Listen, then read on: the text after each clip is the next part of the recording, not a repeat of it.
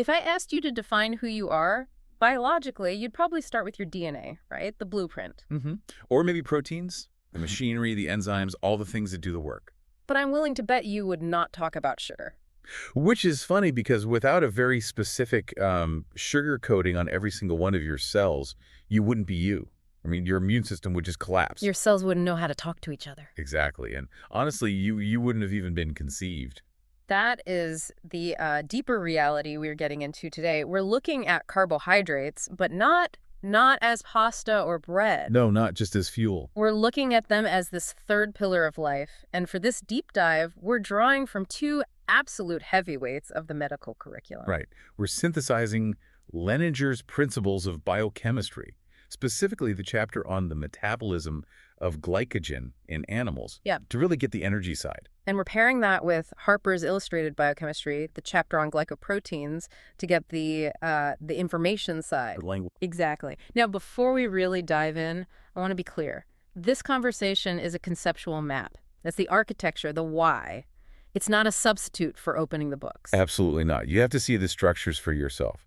The diagrams are essential. Think of this as the scaffold that you build all those details on. We want to give you the systems thinking so when you do read, it all just clicks into place. Instead of just a list of facts to memorize. Okay, so let's start with that first lens, the energy bank. This is mainly from Leninger. We all know the body runs on glucose, but the body has this hoarding problem. It stores glucose as glycogen. Right. My first question reading this was just, why? Why the complexity? If a liver cell needs to store energy, why not just, fill up with glucose molecules? It's a fantastic question, and the answer is pure physics. It's what I call the water balloon problem. The water balloon problem. Yeah. If a liver cell just stored all its glucose as free, individual molecules, the concentration inside that cell would be just massive, something like 0.4 molar. And water follows solutes, osmosis. Precisely. You'd get this huge osmotic pressure. Water would just rush into the cell to try to dilute all that sugar. And the cell would cup it. It would swell up and burst. Yeah. Lethal.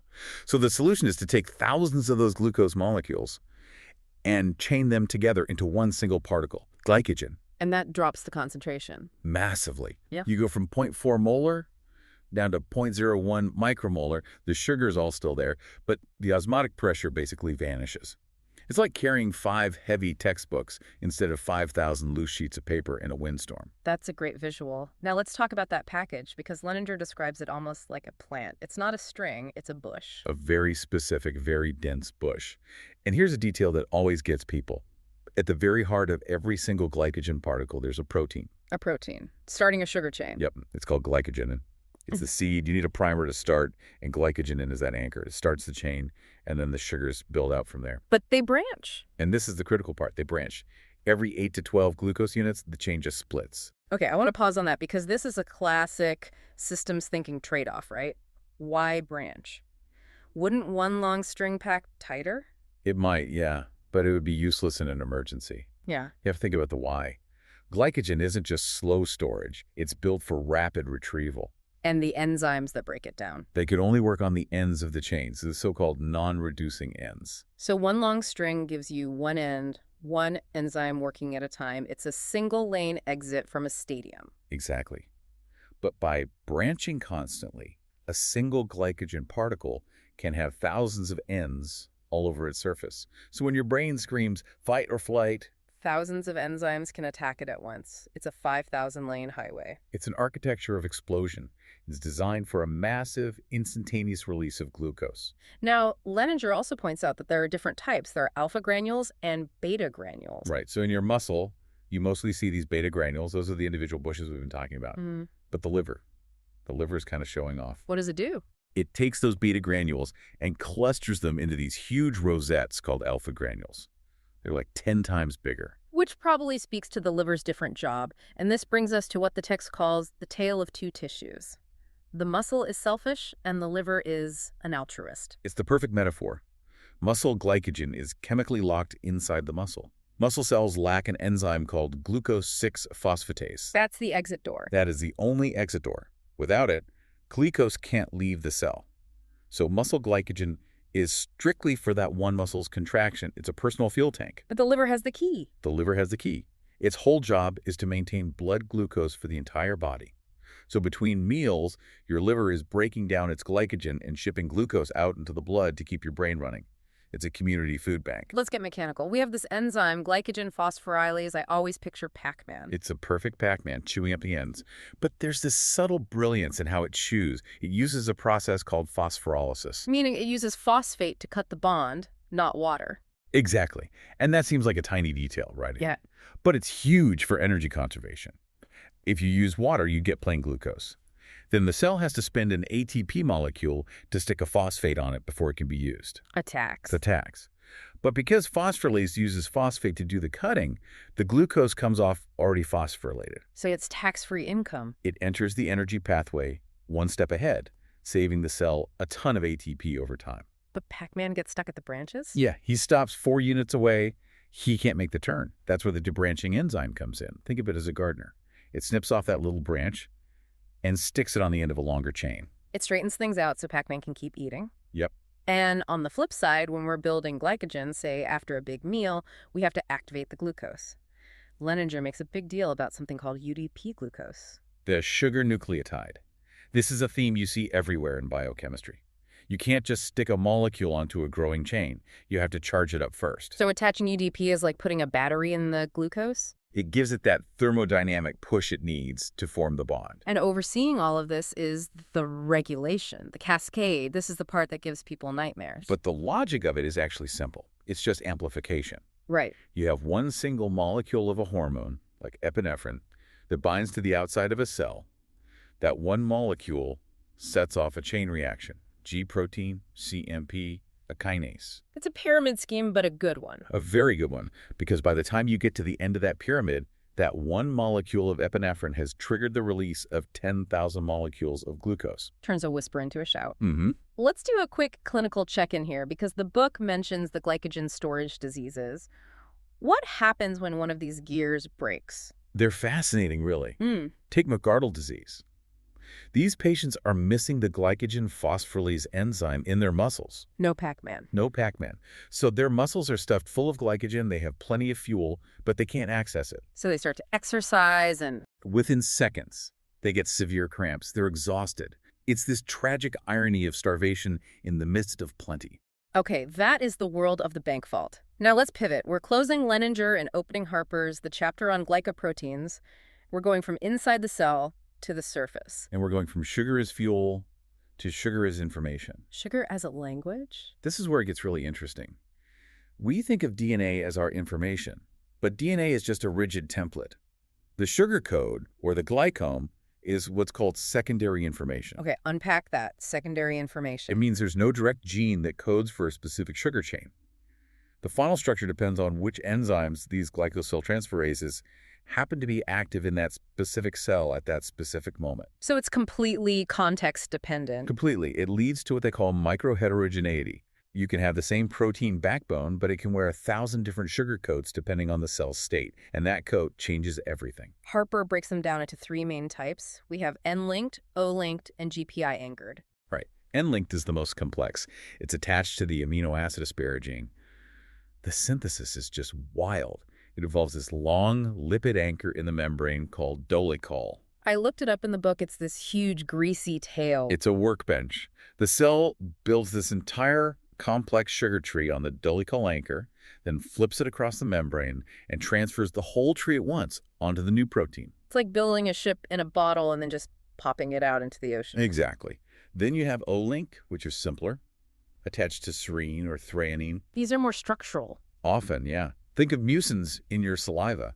They're covered in O-linked sugars that trap water and create that slippery protective gel. And the last one, GPI anchored. That's basically a leash. Instead of the protein going through the membrane, it's attached to a lipid tail that lets it skate around really quickly on the cell surface. Great for signaling. So the cell is covered in these sugar antennas, but code is useless if no one can read it.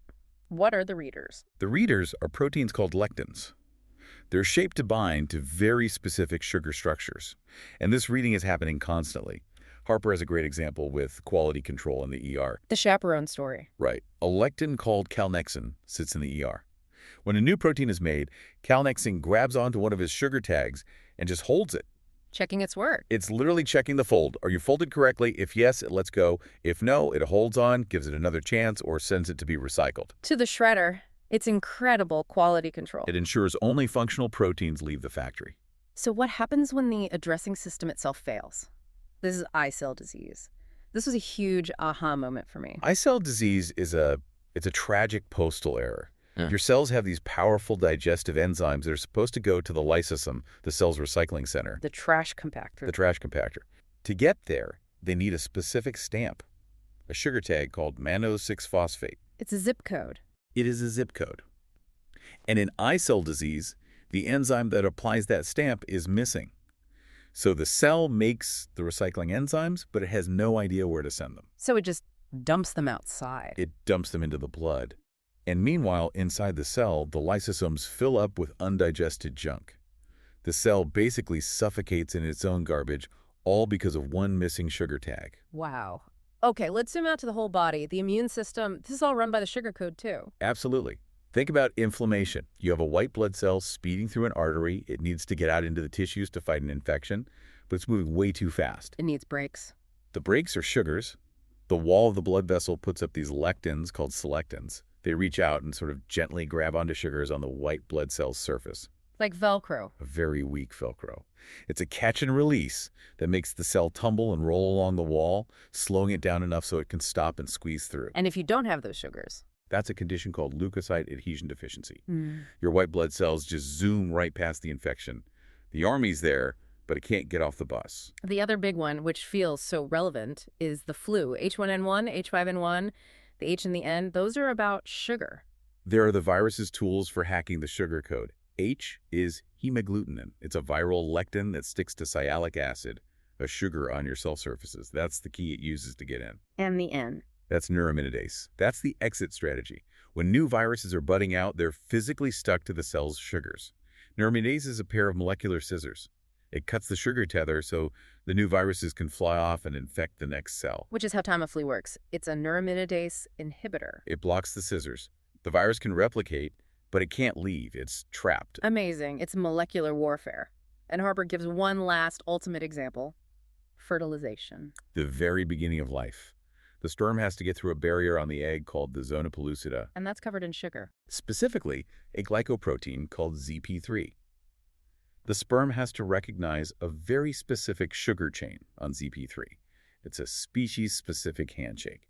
If the sugar code doesn't match, fertilization is impossible. Our entire existence depends on a sugar-lectin interaction. It does. Okay, before we wrap, we have to make one really important distinction that Harper highlights.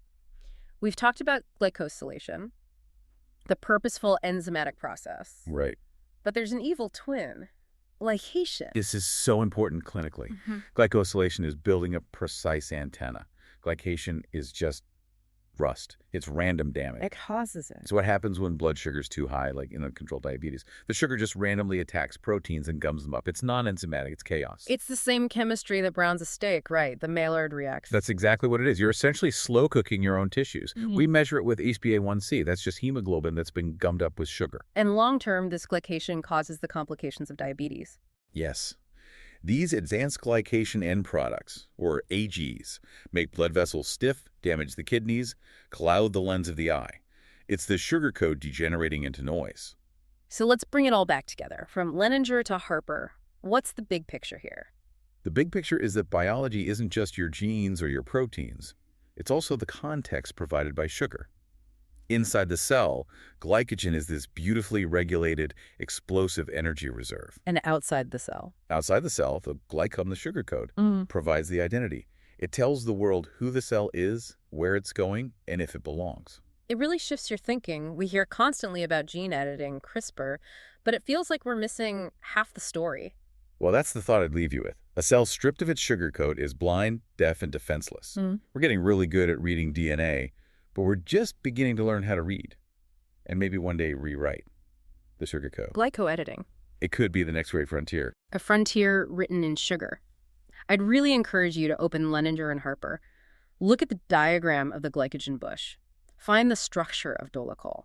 Let those images lock this conversation into place. The diagrams are everything. Don't skip them. Thanks for diving deep with us. We'll catch you on the next one.